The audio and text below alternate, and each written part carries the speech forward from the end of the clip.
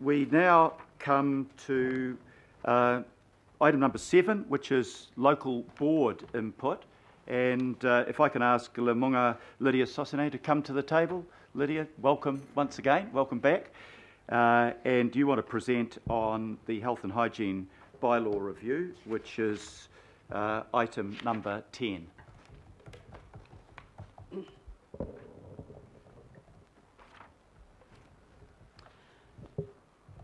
Thank you, Your Worship, for the opportunity to be able to present some thoughts on the report that is before the governing body today. This work has not just been with Mangere Ōtāhuhu Local Board. I do want to acknowledge Ōtara Papatoetoe Local Board. Chair Lotufuli is not available to be here, as well as member Apulu Rees o Tungavea, but also it actually began the conversation with the Pacific Advisory Panel. So I do want to acknowledge their work in terms of this mahi.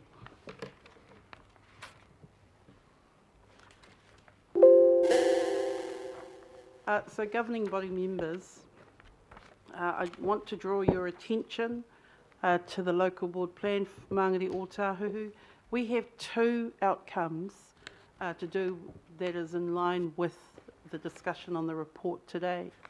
The first outcome that we have, which is our outcome number 2, is that we have an aspiration and desire that we are the heart of Māori and Pacifica culture, and also outcome number 6, that our whenua is a place where everyone thrives and belongs. And for that, I just want to give you the remit that because of our diverse communities and all the cultural and arts flavour that is located in the southern sub-region, a huge mass of it, and parts of it in West Auckland, we have worked as a local board in the Manukau ward to try and recognise and acknowledge the cultural practices, and where possible is to draw the attention of local governance in terms of Auckland Council processes. Oops.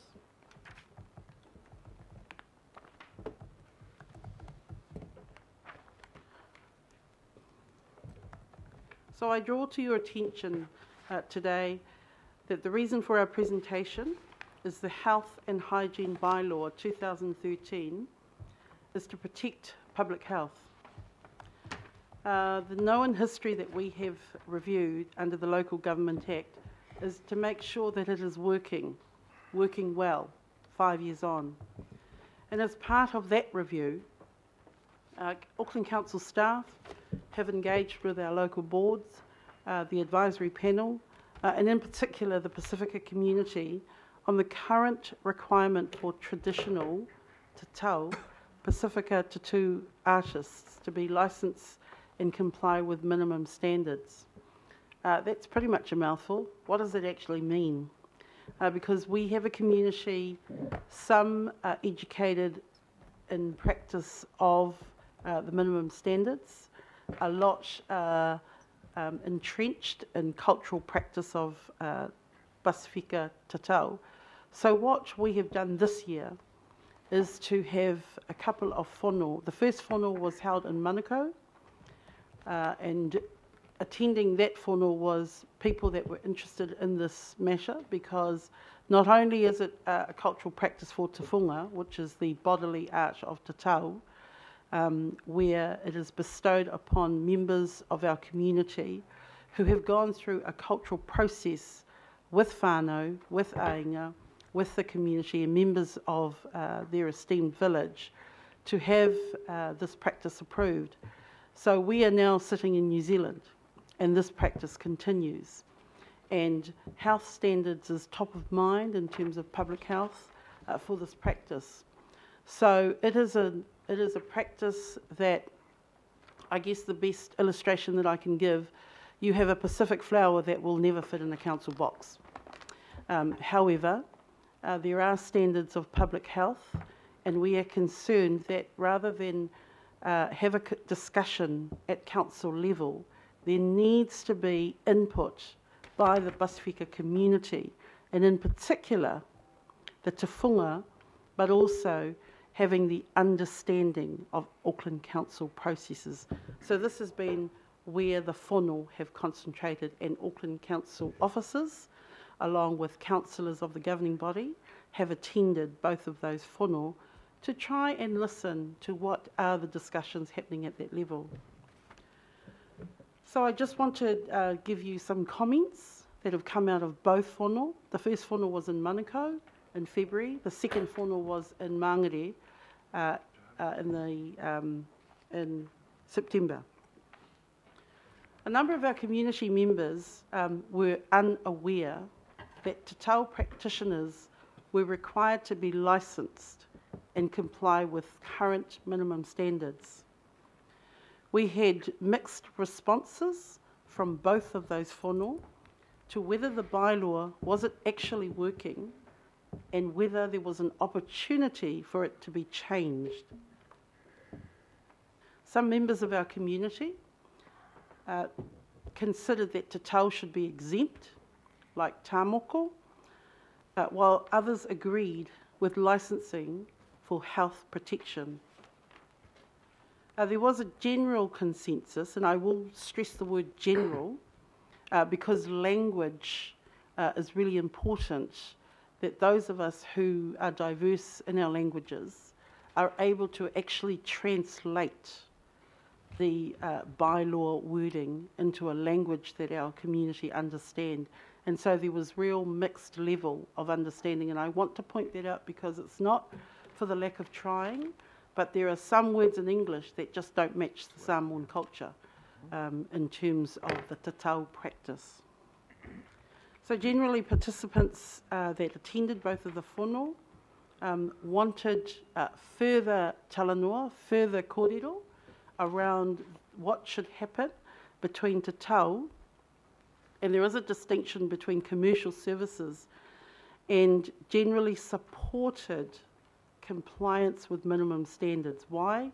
Because it is the health of our community, but also because it's a taonga. The te whunga te tau is a taonga to the Pasifika community. It is important about protection and preservation, and that education forms part of that. And some viewed there was a specific te whunga that did support licensing and minimum standards. And so after the talanoa, after the kōrero, there has been some discussion with Auckland Council officers. In response to feedback at both of those whānau, both of those hui, Council has proposed a change to the bylaw to include traditional tattoo in a separate category from commercial tattoo. This was intended to recognise the cultural significance of traditional tattoo and clarify the existing licensing requirement. A new definition of temporary premises has been included to recognise that of te tau, because this practice, whether there's a council bylaw or not, it's still happening. And our concern as elected members from Manukau Ward is that how do we work out these tensions in our community? How do we lift up the strategic view that we want to protect the health of our community with this cultural practice? So the current background is part of the formal public consultation process that Auckland Council has led, Health and Hygiene Bylaw Review, is to understand that our te whunga and our community are very concerned at this current bylaw. So whilst there is a strategic agreement around health, we want to, as a community and as local boards and as a Pasifika panel, understand who is responsible for what. What does a partnership look like? And what does each partner do in that role? When I say partner, Mia, I'm referring to Auckland Council, Pasifika Community, Department Ministry of Health, and there may be others. So I understand there's a recommendation before the governing body today. Can I just stress that there are governing body members who have different views. We as the local board welcome those views because the matter hasn't been satisfied. There is outstanding further talanoa with our community. There is also those that practice, those that have been bestowed with the practice. There are mixed views. And so the report that is before you, the recommendation that is before you, I simply want to urge the governing body that we haven't finished the talanoa. So when you do rule on the recommendations before you, one of the things that I would like to stress is that there needs to be an opportunity, a further opportunity for our communities to continue the discussion so that we are able to have a robust debate and to come up with a sensible remit in line with council processes as one of the key partners in this whole talanoa. Thank you. Happy to take questions. Whawhatai, Lamunga. I allowed that to go on longer because I thought what you were imparting to us was really important. And what I take from that is you're not opposed to the bylaw, but having a bylaw and changing the practice are two different things, and there's still discussion that needs to go on around implementation. So if I've got that wrong, correct me, but that sounds eminently sensible. We've got time for a couple of questions on this, if there are any. I think you gave a fairly full and clear explanation. Just check if anybody wanted to follow up on that. And you're obviously very welcome to stay for the discussion, which is a couple of items down the agenda, Lamunga. Councillor Collins. Thanks, Mr. Mayor. Lamunga, good to see you, and thanks for the presentation. I'm wondering, you talk about, which I agree with, the need for further exploration, further talanoa. I'm wondering if your local board or yourself has given any thought to what might be a useful kind of amendment or useful consideration for us to make, because it's either we accept or we don't accept. I know that there's been redefining around roles and functions, but I wonder, I'm not sure that we've landed on a place that will allow for further exploration. Thank you, Councillor Collins, for the question. I think it'll be the last recommendation where the governing body needs to consider who could do that work. There needs to be someone in, and I think our local boards, I can't speak on behalf of Chair Lotu and Otara Papatoe, but certainly we would be keen to continue working and possibly come back. So I quickly looked at your report before you today, and probably the last recommendation where it allows some further work to take place is probably the only suggestion I can make. Yeah. There might be other discussion. Thank you. Thank you. Thank you very much for that. Councillor Casey. Well, I just want to thank the Pacific People's Panel for their integral role in putting on these whānau in the south. And it just underlines for me the value of the panels in their advice to Auckland Council, governing body. Thank you.